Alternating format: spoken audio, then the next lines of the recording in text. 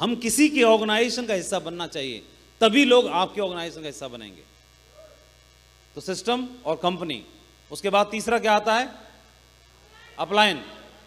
तो अपलाइन के बारे में ऐसा बोल सकते हैं, अगर आप आर्किटेक्ट बनना चाहते हो तो आपको आर्किटेक्ट की डिग्री यूनिवर्सिटी से तो मिल जाएगी, लेकिन यूनिवर्सिटी से डिग्री लेने के बाद कितने सारे आर्किटेक्ट घूम रहे हैं, लेकिन सफल आर्किटेक्ट कोई बनना चाहता है तो क्या कोई शहर का सबसे सफल आर्किटेक्ट के पास आप जाओगे और उसको बोलोगे भैया इसी बिल्डिंग में अपनी तरह एक ऑफिस दिलवा दो हमको और अपने अंडर में सारे सीक्रेट सिखा दो हमको और अपने कॉन्टैक्ट भी हमको दे दो ताकि हम सफल हो जाएं? कोई सफल बनाएगा आपको?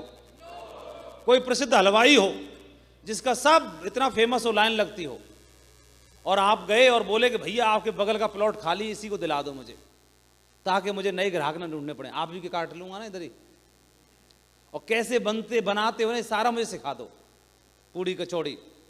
कोई बताएगा? लेकिन एक वैसा आदमी होता है अपलायन जो अपने सारे राज आपको खोल खोल के दिखाता है और सिखाता है और बताता है, और वो दिल से चाहता है,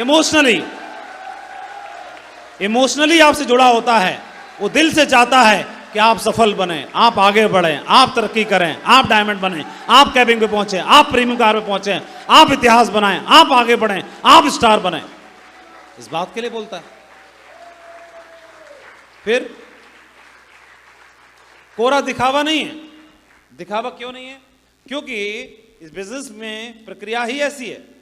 इस बिजनेस में आपको दोनों को जोड़ दिया उन्होंने। ये आपके अपलायन हैं, ये आपके अपलायन हैं और ये आप हैं, ये आप हो गए यहां पर। अब क्या होगा? आप यहां पर हो, अब जो भी काम कर रहे हैं, ये जो काम कर रहे हैं, तो ये काम करने का एफर्ट्स इस नेटवर्क के थ्रू ही जाएंगे और इसके नीचे ही जाएंगे डेवलपमेंट के लिए। इनकी सोच, विचार, आचार विचार, प्रयास, एफर्ट्स, सब कुछ, प्रेयर, प्रार्थना, भगवान से जो कुछ है वो इन दोनों को बढ़ाने के लिए लगेगी। ये व्यक्ति जो काम करेगा, इसके काम करने के डेवलपमेंट एफर्ट्स के जो फाइनेंशियल बेनिफिट इनके लिए भी जुड़े हैं और इनके लिए भी जुड़े हैं। तो गलती से भी, अनजाने में भी ये इनका बुरा तो सोच ही नहीं सकते। अब उदाहरण के लिए आप यहां पर हो, आप हो यहां पर, तो आप अपने डाउनलाइन के लिए, आपकी एक लेग लंबी है ये वाली और एक चेक छोटी है, तो क्या लंबी लेग के लोगों का बुरा आप सपने में भी सोचोगे? प्रार्थना करोगे? तो फिर हम ऐसे कैसे सोच लेते हैं कि हमारा अपलायन हमारे बारे में बुरा सोच सकता है? तो जो भावनाएं आपके ऊपर लागू हैं वही उन्हीं के ऊपर लागू हैं। तो फिर इसका मतलब आपके फाइनेंशियल बेनिफिट भी जुड़े हुए हैं। अगर इनका नुकसान होगा तो इनका तो ऐसे ही डबल हो जाएगा, आपसे ज्यादा हो जाएगा।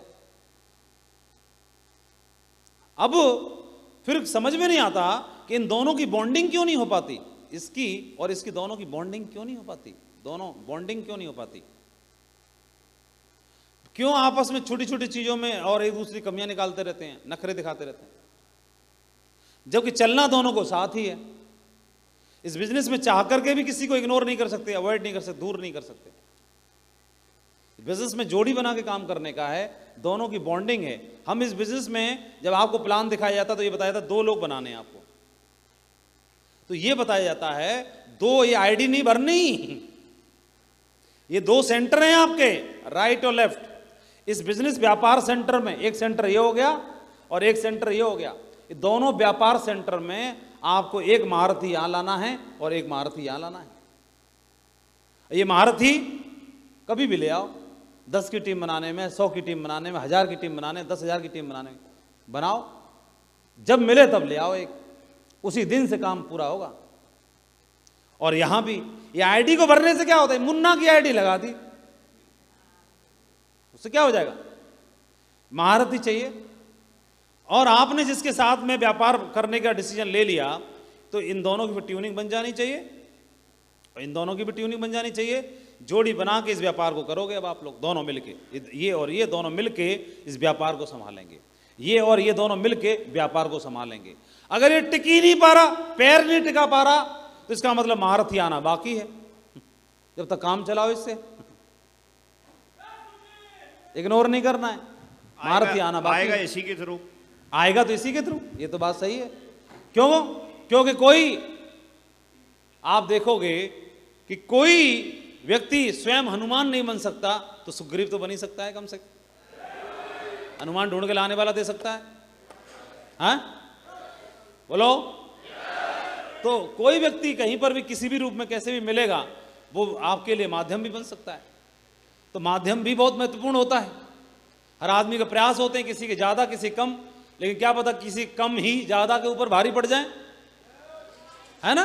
कम प्रयास भी भारी पड़ सकते हैं।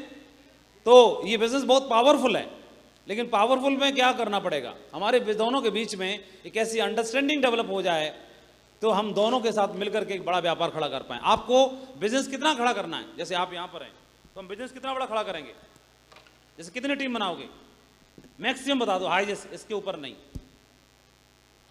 हाँ, कौन बताएगा, बताओ।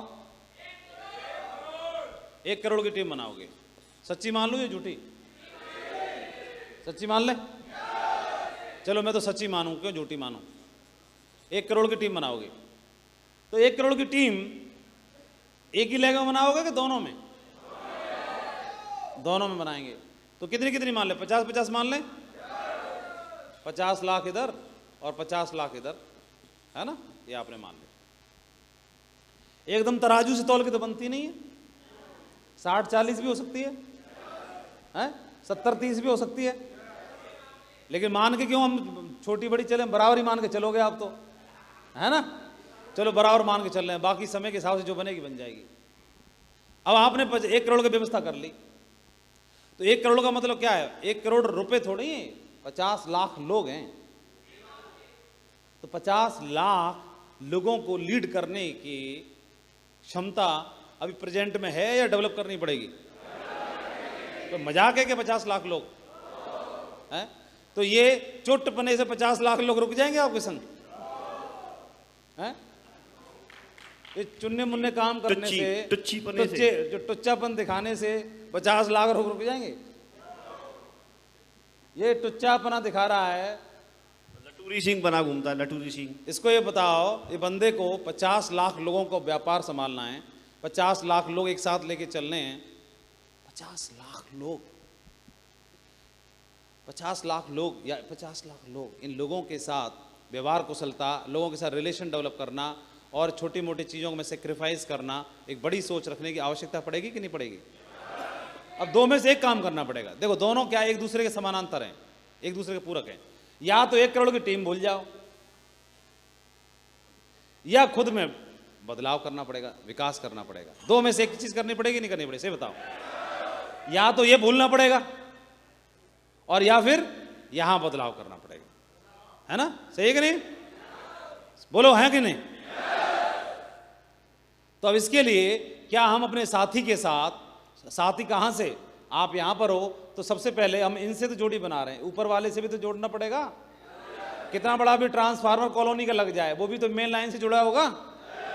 तो आपका अपलायन जिसके साथ मिलकर के आपने जो भी टीम बनाई, उस व्यक्ति के साथ जुड़ करके जो एक्टिव और ग्रोइंग अपलायन है, जो सिस्टम की बात मानता है, जो सिस्टम पर है, एक्टिव है, जो आगे बढ़ने की बात करता है, जो सीखने का भूखा है, जो सफलता का भूखा है, ऐसे आदमी के साथ भी हमारी नहीं बन सकती क्या। और जब इसके संग भी नहीं बनेगी तो बनेगी कौन सी दुनिया के आदमी के साथ। ऐसा कहां से हीरा ढूंढ के लाओगे, हैं? और हीरा ढूंढ के लाने से पहले खुद हो कि नहीं हो, पहले भी तो देखो। तो क्या हमारे अपलायन के साथ, जिस व्यक्ति के साथ जुड़कर के हमारी आईडी बनी, उस व्यक्ति में कमियां देखना महत्वपूर्ण है। देखो मैं मना नहीं कर रहा, लेकिन एक बात समझनी है, कमियां ढूंढने से पहले वो देखना है कि वो एक आदमी, साधारण आदमी है, एक ह्यूमन बीइंग है। वो क्या है, अवतारी पुरुष नहीं है। जो आपका अपलायन है वो कौन है, ह्यूमन बीइंग ही तो है। क्या अवतारी पुरुष है, साक्षात अवतार है, साक्षात अवतार नहीं है, साधारण आदमी है। और कोई अगर आपको बात पसंद नहीं आई तो इसमें प्रॉब्लम क्या है, कोई दिक्कत की बात नहीं। लेकिन मैं आपको ये देख रहा हूं कि आपके अंदर इतने इतने गुणी आदमी हो कि उनके गुणों को देखकर आपको अवगुण ही दिखाई देता है बार बार। आपकी दृष्टि कहां पर है? आपकी दृष्टि कहां है? अगर ह्यूमन बीइंग है, हमारा अपलायन है, और उसके इतने सारे गुण हैं उसमें, तो उसके एक आध कमियां को क्यों देखते रहते हो, उसके अच्छाइयों को भी देखो। मैं ये नहीं कह रहा कि उसमें कमी नहीं है कमी, लेकिन उसके अंदर अच्छाई भी तो है। उसको क्यों नहीं देख ले रहे? दूसरी बात एक और भी है कि जब हम घर में, परिवार में स्वीकार कर लेते हैं तो यहां क्यों नहीं स्वीकार कर सकते? तीसरी बात, एक ऐसा व्यक्ति जो सिस्टम के द्वारा सफलता का भूखा है, जो सीखने का भूखा है, जो सिस्टमेटिक है, जो ग्रोइंग है, जो सक्सेसफुल है, उस व्यक्ति के साथ भी अगर हमारी नहीं बनेगी, जुड़ाव नहीं होगा और अगर हमारा समर्पण नहीं होगा तो फिर बनेगा कहाँ पर? फिर क्या होगा? ऑटोमेटिकली हम संदेश दे रहे हैं कि ऊपर की कोई जरूरत नहीं है, नीचे आगे बढ़े चलो वीर तुम बढ़े चलो, धीर तुम बढ़े चलो। तो नीचे वाला भी क्या बोलेगा? ऊपर की कोई जरूरत नहीं है, वीर तुम बढ़े चलो, नीचे तुम धीर तुम बढ़े चलो। हैं? फिर ये वाला क्या बोलेगा? ये बोलेगा वीर तुम बढ़े चलो, धीर तुम बढ़े चलो, इनको मौज करने दो, सब कोई जरूरत नहीं, फालतू की सिर्फ चीजें हैं, है ना? वीर तुम बढ़े चलो, धीर तुम बढ़े चलो। तो वीर तुम धीर तुम कुछ होगा क्या मामला? सब सफाया है सबका, तो कहाँ है? तो वीर तुम बढ़े चलो, धीर तुम बढ़े चलो। तो सबसे पहले आप आपका अपलाइन में ऐसा अगर इस तरह की वाइब्रेशन है कि मतलब आप बहुत सहज महसूस करते हैं, बहुत अच्छा फील करते हैं, तो एनर्जी दिखाई दे जाती है ना? और आप जोड़ी बना सकते हैं, क्योंकि एक जोड़ी जो है वो हजारों लाखों की टीम बनाने के लिए काफ़ी है। हजारों लाखों की टीम बनाने के लिए काफ़ी है। तो आपकी ट्यूनिंग ट्रेनिंग में तो बोलते हैं, फाइन ट्यूनिंग के बारे में बोलते हैं, 2% फाइन ट्यूनिंग, 2% फाइन ट्यूनिंग के बारे में बोलते हैं, कार की हवा का उदाहरण देते हैं, पता नहीं क्या क्या बताते हैं। लेकिन वो 2% तालमेल कितना रखता है? 8% टेक्निक बताते हैं, 90% जोश बताते हैं। तो जोश, बिजनेस में अगर जोशीले आदमी है, इसका मतलब क्या है? रज्जक टाइप से, हाईली इन्फ्लेमेबल। तो पहली क्वालिटी बिजनेस में सफल होने की यही है। एक तो ये हो गई, फिर दूसरी छोटी छोटी सीखनी पड़ेंगी। ये नहीं देसी बने में टेबल तोड़ते रहे और स्टेज तोड़ते रहे, थोड़ा वो सीखना भी पड़ेगा, है ना? तो ये टेक्निक हो गई, छोटी छोटी चीजें। इसके अलावा क्या है? इसके अलावा तालमेल रोल जो है वो भी है, तालमेल भी बना के चलना है, व्यवहार कुशलता, लोगों के साथ संबंध बनाना, ट्यूनिंग बनाना, जोड़ी बनाना, अच्छे संबंध बनाना, जोड़ी बनाना, ट्यूनिंग बनाना, ये वो भी बहुत महत्वपूर्ण है। तब जाके 100% पैकेज बनता है। तो हमारे बिजनेस में हमें अपनी अपलाइन का वफादार बनना है, सच्चा हितैषी दमदार लीडर बनना है।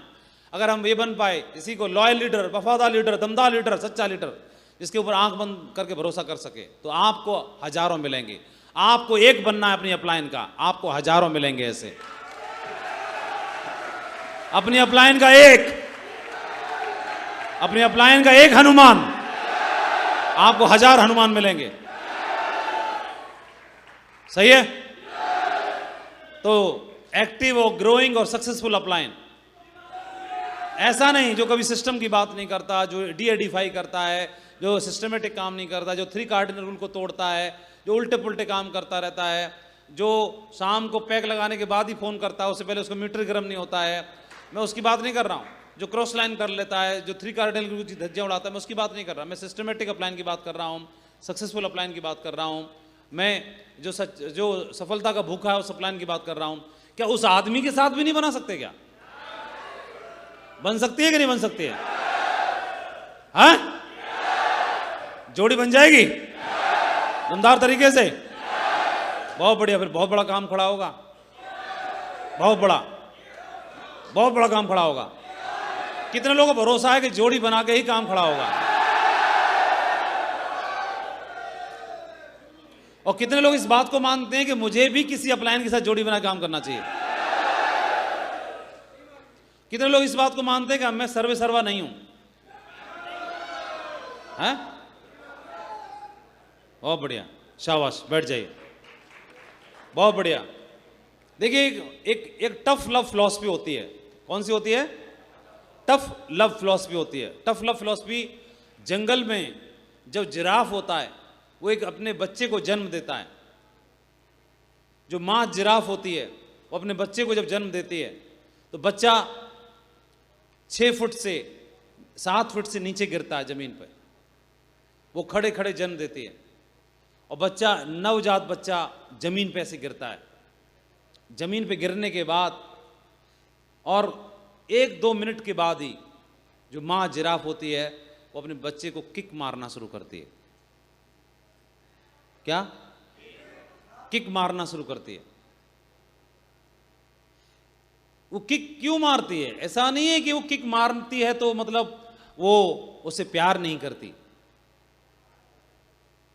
वो इसलिए मारती है कि जंगल है और मैं इसके लिए भोजन लेने जाऊंगी, इसकी रखवाली कौन करेगा?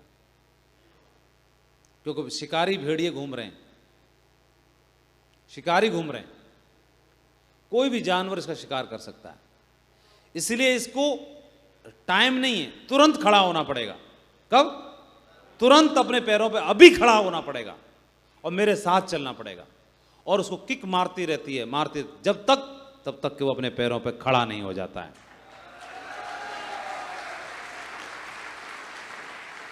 Have a lot of patience and we will fail. When you want to achieve success in your career, in your academics, in your business, in your profession, we will fail. And that's the example of the giraffe. When the baby giraffe is born, falls from such a high distance straight on the ground, the mother positions herself right above the baby giraffe. And guess what she does first? Gives it a hard kick. बच्चे का जन्म होता है और माँ आके हाथ से लात मारती है, तो बच्चा समझता नहीं अभी तो आया है जिंदगी में, मतलब लात मार रही है, कौन लात मारा, लात का मतलब क्या है मालूम नहीं उसको, अचानक एक झटका मिलता है उसको. So as it's just coming out of that impact, झटका, the mother gives a second harder kick. Now the guy understands. अगर मैं कुछ किया नहीं तो ये चलता रहेगा सिलसिला. So this baby giraffe नहीं उठा तो पड़ती रहेंगी, starts getting up on its wobbly legs, you know, on its wobbly legs. And as the baby giraffe gets up on the wobbly leg, थोड़ा खड़ा होकर, खड़ा होना सीखा ना, फैड एक और लात मारती है माँ. फिर गिर के he gets up and starts running. And then the mother giraffe goes, hugs the baby and starts kissing the baby. You know why? Because the baby giraffe's flesh is very soft and supple, and hyenas and lions love it. The mother knows that I can't be with the baby giraffe all the time. I have to go and get food for the baby. How would I protect it? इसलिए पहले एक ऐसी लात मारो कि ये उठना सीखे, और फिर जैसे थोड़ा उठा ना तो एक और लात मारो तो याद रहे और फिर उठना सीखे. जिंदगी भी माँ मदर जिराफ जैसी है, कई बार लात मारती है. We fail, we should get up, and we'll fail again. We should get up, and like I always say, don't just go through life, grow through life.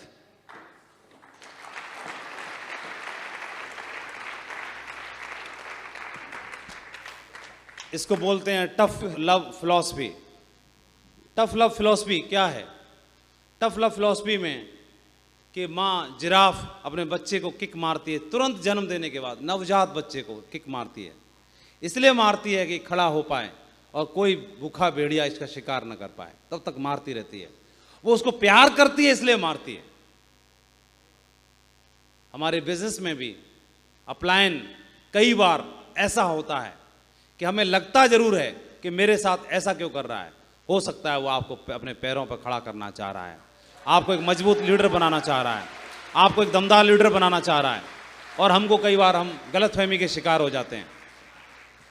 एक बात और भी है, उसका अपना है तो मारती है, नहीं तो और किसी में नहीं मारती. एक और उदाहरण आप देख रहे हैं यहाँ पर. टफ लव क्या है? ये मदर बर्ड है. ये अपने बच्चे को घोंसले में शुरुआत में दाना ला के मुंह में डालती है, मुंह में ला के मुंह में डालती है, और एक समय के बाद, एक समय गुजर जाने के बाद वही माँ किक मारती है उसमें से सीधा, बेटा निकल तू अभी. वो फड़फड़ा रहा है, मुझे मत मारो माँ, मुझे मत मारो, मैं नहीं उड़ पाऊंगा. मुझे उड़ने की जरूरत ही क्या है जब आप हो तो. बोले बकवास कर रहा है लटोरे, बोला मैं डीडी ला के देता रहूं क्या तेरे को? तेरा टारगेट तो हो रहा है, मेरा भी तो हो. है इसको किक मारती है, बेटा उड़ना सीख. क्या सीख? उड़ना सीख. और ये छटपटा रहा, ना ना ना ना मैं घोंसले में ठीक हूं. बोले घोंसला नहीं बना तेरे लिए, तू घोंसले के लिए नहीं बना है, तू आसमान में ऊंचाइयों पर उड़ने के लिए पैदा हुआ है.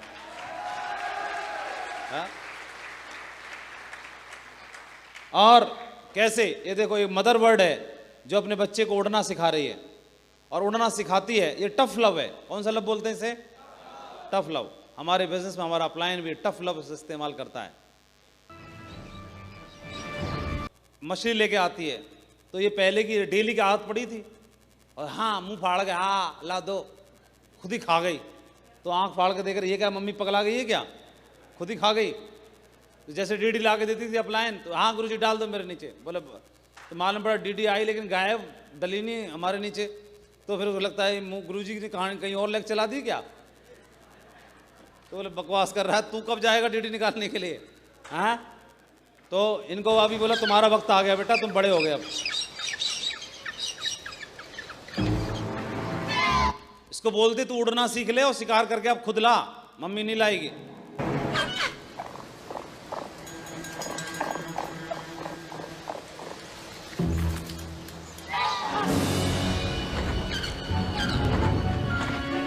देख रहे हैं बाकी दोनों, और इनको लग रहा है मम्मी हमारी बहुत बेरहम है। किसके यहाँ जन्म ले लिया, कौन से अप्लायंस से पल्ला पड़ गया यार, हैं? तो ये दोनों मतलब इतना गाली दे रहे हैं इसको, बोले सबसे दुनिया की सबसे बेकार माँ तू ही है। बोले कौन अपने बच्चों को मरने के लिए ऐसे मुंह से पकड़ के भेजता होगा यार, ऐसे बोल रहे हैं। लेकिन सही बताओ, ये जीवन भर इसी घोंसले में बैठ के खाने के लिए पैदा हुए हैं या इनको उड़ना पड़ेगा? इसलिए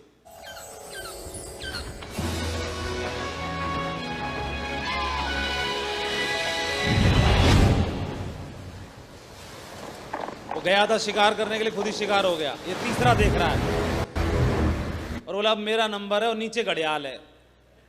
ऊपर शिकारी हैं और नीचे ये घड़ियाल है। बेटा मैं तो गया काम से, और त्राही माम कर रहा है। बोले भाग, मुझे बचाओ कैसे भी।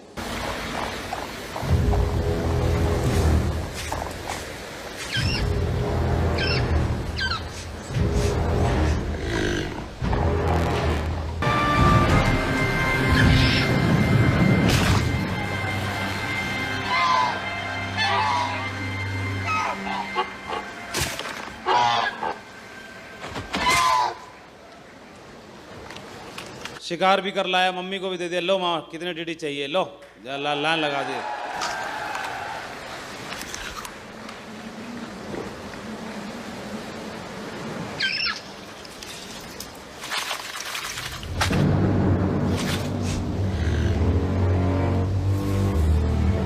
ये बोल रही एक बार और जा। सोच रही यार एक ही बार में इतना तगड़ा काम कैसे करके आ गया, कहीं तुक्का तो नहीं है? तो वो सोच रही थी इसका तो टारगेट पूरा हो गया, मतलब मेरा भी रह गया 2 ड्यूटी से। बेटा एक बार और जा।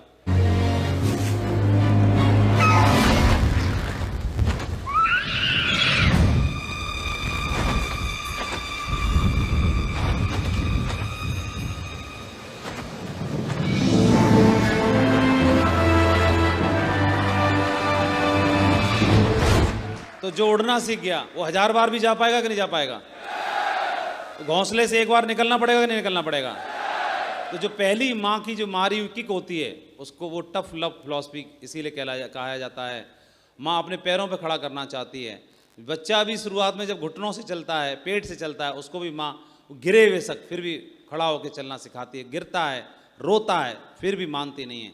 उसे टफ लव फिलॉसफी बोलते हैं। टफ लव, माँ का प्यार कठिन जरूर होता है लेकिन वो प्यार होता है, इसीलिए कठिन लगता है आपको मजबूत बनाने के लिए।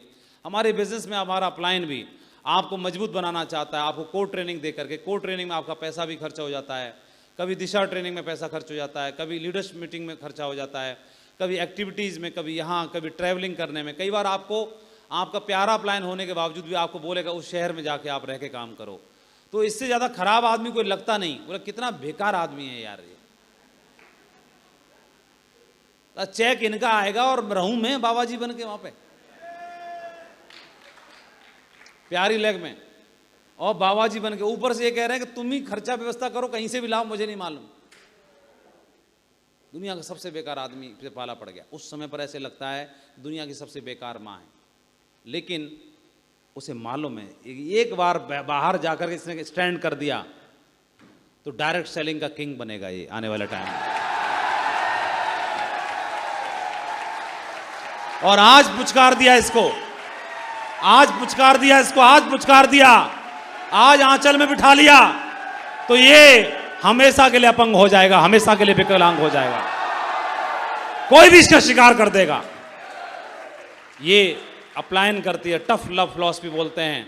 अपलायन, आपको मैं एक ही बात बोलना चाहता हूं कि ये बात ध्यान रखना, हमारे बिजनेस में कोई भी सच्चा सक्सेस का भूखा, सीखने का भूखा अपलायन कोई है तो बहुत बड़ा काम खड़ा कर पाएगा। ये बिजनेस में आप दो लीडर हो, आप और आपका अपलाइन, ये ट्यूनिंग दिखाई देनी चाहिए, ये वाइब्रेशन दिखाई देनी चाहिए। आप दोनों की जोड़ी में एक दूसरे की टांग खिंचाई नहीं। अगर टांग खिंचाई करोगे, अपलाइन डाउनलाइन ये झगड़ोगे, तो हमेशा तीसरा आदमी फायदा उठाएगा। जब भी दो अपलाइनों की जोड़ी बिगड़ती है, आपस में मतभेद होता है, लड़ाई होती है, तो हमेशा तीसरा आदमी फायदा उठाता है। या तो अपलाइन को दबोचेगा या डाउनलाइन को दबोचेगा। और अगर अपलाइन को दबोच लिया तो डाउनलाइन कमजोर हो जाएगा, और डाउनलाइन को दबोच लिया तो अपलाइन कमजोर हो जाएगा। मजबूती कभी नहीं बनेगी, इस बात का जरूर ध्यान रखना। और ये तभी संभव हो सकता है जब आपकी ट्यूनिंग बरकरार नहीं है, जब आपकी जोड़ी बरकरार नहीं है। इस बात का ध्यान रखना, आपके पास गाड़ी है, बंगला है, बैंक बैलेंस है, लेकिन अपलाइन नहीं है तो कुछ भी नहीं है, सब खत्म हो जाएगा, बेकार हो जाएगा। ध्यान रखना, इस बिजनेस में जोड़ी बना के काम करना है, बिजनेस जोड़ी बनाने का है। और क्रिश्चियन वाले बोलते हैं, if you have a problem with me call मी। अगर आपको कोई समस्या है मेरे से, तो पीठ पीछे बजा के बात मत करो, मेरे से बात करो। If you don't have my number, और अगर आपके पास मेरा नंबर नहीं है, then that means you don't know me well enough to have a problem. अगर आपके पास मेरा नंबर नहीं है, इसका मतलब आप मुझे जानते ही नहीं जो मेरे बारे में शिकायत रख सको, इतना तो आप जानते ही नहीं हो। तो उन्होंने बोला कि कोई समस्या है आपके अपलाइन में, आपसे अपलाइन से या अपलाइन को डाउनलाइन से, कहीं कोई भी बात है, उसको बैठ के क्लियर करो और उसकी अच्छाइयों को देखने की कोशिश करो। कोई भी संपूर्ण और सर्वगुण नहीं होता, संपन्न नहीं होता, ये बात का ध्यान रखना है। जिस व्यक्ति के साथ कारवां आपका बन सकता है, आपको आगे ले जाने की ताकत और क्षमता भी वही रखता है। इसलिए हमेशा उसके साथ जोड़ी बना करके, समर्पण के भाव के साथ, श्रद्धा के साथ आप काम करेंगे तो बहुत बड़ा इतिहास बन सकता है। और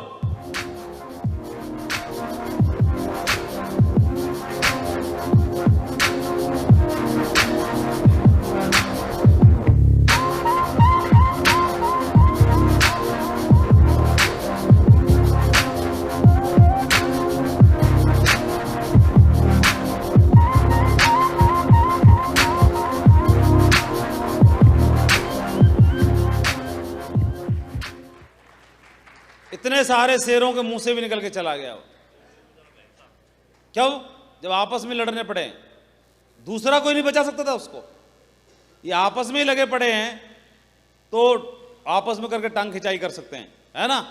और आपस में करेंगे तो लेग किसी की नहीं चलनी है, और मिलके चल गए तो सबकी चल जाएगी, हैं? सबकी चलेगी,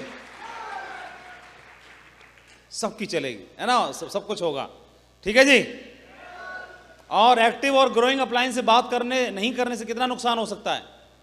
एक व्यक्ति था जिनको ज्वाइन कराया, आर्मी में थे, कुछ समय के बाद में धीरे धीरे उनको सिल्वर बने, वहीं सिखाया पढ़ाया। सिल्वर बनने के बाद उनकी पोस्टिंग आ गई, वो किसी और शहर में चले गए। धीरे धीरे उनसे बातचीत होना बंद हो गई, उन्होंने कॉल करना बंद कर दिया, नंबर वगैरह बंद हो गया।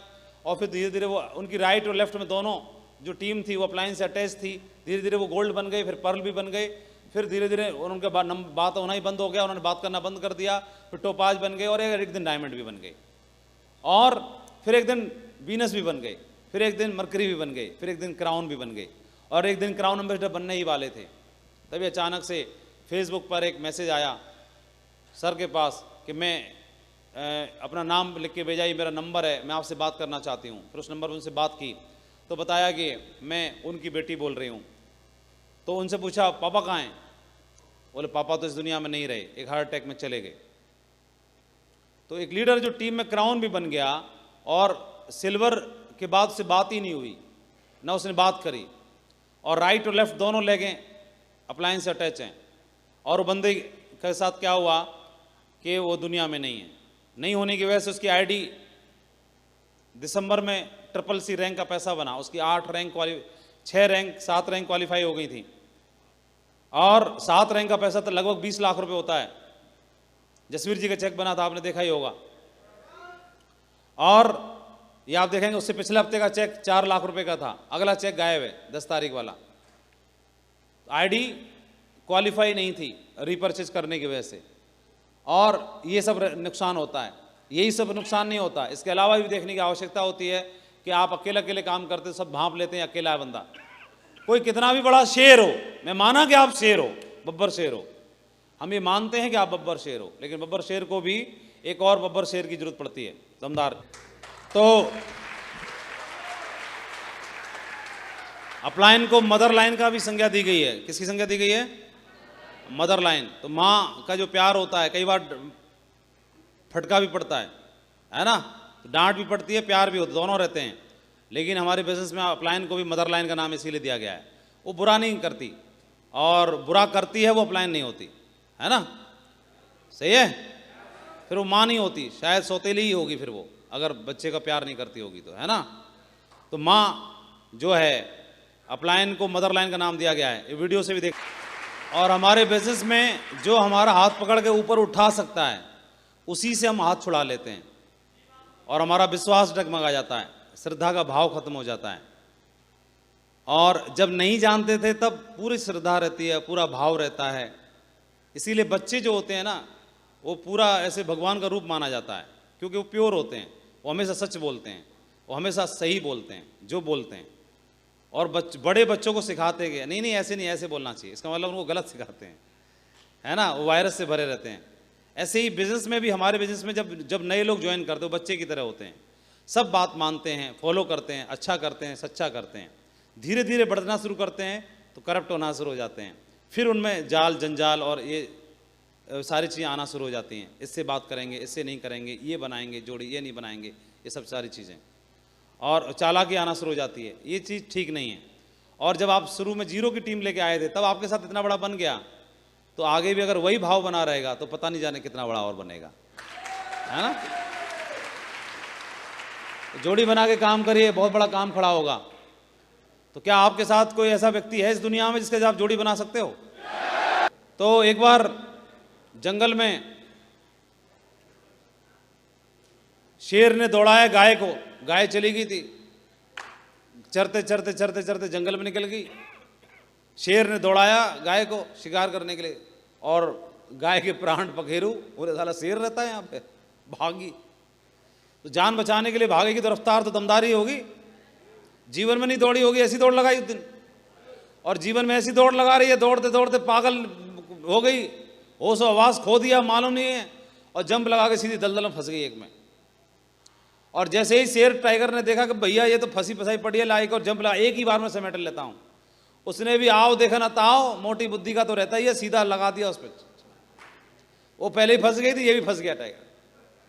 दलदल है वो, दोनों घुसते जा रहे हैं नीचे नीचे, दोनों घुस रहे हैं, यहां तक आ गई, गाय भी यहां तक आ गई, और ये भी। गाय मुस्कुरा रही है,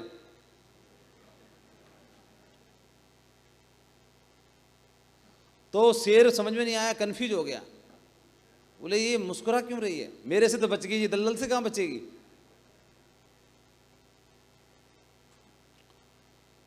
तो शेर को समझ में नहीं आया, कुछ तो माजरा है, कुछ छुपा रही हो,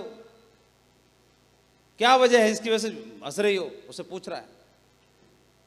तो गाय बोल रही है कि तुम्हारा कोई गुसाई है, कोई मालिक है, अपलाइन है। बोले मेरा तो एक अपलाइन है, शाम हो रही है और ढूंढ रहा होगा मुझे, और ढूंढते हुए आएगा, मुझे तो भरोसा, मुझे तो निकाल के ले जाएगा। तुम्हारा कौन है, मुझे इस बात पर हंसी आ रही है। तो कोई होगा तो निकाल के ले जाएगा ना। अगर आपकी लेग चल रही है कि नहीं चल रही, कम चल रही है कि ज्यादा चल रही है, किसी पे हमारा भरोसा होगा तो निकाल के ले जाएगा कि नहीं ले जाएगा, सही बताओ, हैं? तो हमारे निकल के आने में उसका भी तो वजूद है।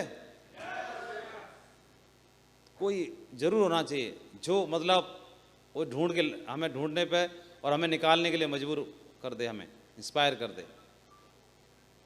इस सब कुछ समर्पण और श्रद्धा की बात भी रहती है। और इस दुनिया में तुरंत खटक पटक करना शुरू कर देते हैं। तो इस दुनिया में कोई एक आदमी हमसे ऊपर होना चाहिए कि नहीं होना चाहिए, सही बताओ। भगवान राम भी किसी की पूजा करते थे कि नहीं करते थे? गुरु नानक देव भी महाराज जी किसी को ऊपर, अपने से ऊपर मानते थे कि नहीं मानते थे? प्रॉफिट मोहम्मद साहब भी अपने से ऊपर, जिस उनके मुखारबिंद से ऐसा सुनते हैं हम कि अचानक से प्रॉफिट मोहम्मद साहब के अचानक से पता नहीं क्या ऐसी लौ, ऐसी रोशनी उनसे वो कनेक्ट हुए और उनके मुंह से स्वतः आयतें निकलना शुरू हो गई कुरान की, फिर उनको उसमें लिख दिया गया। तो वो भी अपने से ऊपर किसी शक्ति को मानते थे। अब जिस रूप में मानते, महात्मा बुद्ध घर से निकले निर्वाण प्राप्ति के लिए, तो किसी से कनेक्ट होने के लिए गए ना। कौन है ईश्वर, कौन है, क्या है, उससे कनेक्ट होने के लिए जाते हैं। तो अपने से ऊपर की सत्ता को स्वीकार करते हैं। चाहे भगवान आप बुद्ध के बारे में बात करें, गुरु नानक देव जी के बारे में बात करें, महावीर स्वामी जी के बारे में बात करें, आप भगवान राम के बारे में बात करें, जिस धर्म जिस वर्ग के, जीसस क्राइस्ट के बारे में बात करें, अपने उससे ऊपर की सत्ता को स्वीकार करते हैं। तो क्या हम उनसे भी ऊपर हैं? हमसे ऊपर कोई नहीं है, हैं? तो हमसे ऊपर कोई होना चाहिए कि नहीं होना चाहिए? तो कोई है इस पृथ्वी ग्रह पे, या किसी और लोक में जाना पड़ेगा? कहां है? है कि नहीं है? लाए उसको, जो अपना है उसको तो संग लेके चलना पड़ता है ना। इससे क्या फर्क पड़ता है कि ऊपर वाला है कि नीचे वाला है? जो हमसे ऊपर है और जिसे हम दिल से अपने से ऊपर मानते हैं, क्या कोई ऐसा आदमी इस पृथ्वी ग्रह पर है आपके लिए कि नहीं है? जिसको हम गार्जियन का रूप दे सकें, जिसकी बात हम मान सकें, जिसको लगे जहाँ पर हमारी श्रद्धा हो, जहाँ पर हमारा एक भावना हो, जहाँ पर एक अटैचमेंट हो हमारा, जहाँ हम इमोशनली रूप से जुड़े हों, जहाँ पर इधर उधर की बात कट जाए लेकिन जब उनकी बात आए तो नहीं, मैं अपना आप झुक जाऊँ श्रद्धा के साथ में। क्या ऐसा कुछ नाम, ऐसा कोई बात या ऐसा कोई व्यक्तित्व, ऐसा कुछ हो सकता है कि नहीं हो सकता है? तो जिनके साथ मिलकर के लंबी दूरी तय करूंगा मैं, तो कौन है वो? नाम ढूंढ लो उसका, हाथ थाम लो, फिर कहाँ है? ढूंढो उसको, ढूंढो, हाथ थाम लो उसका।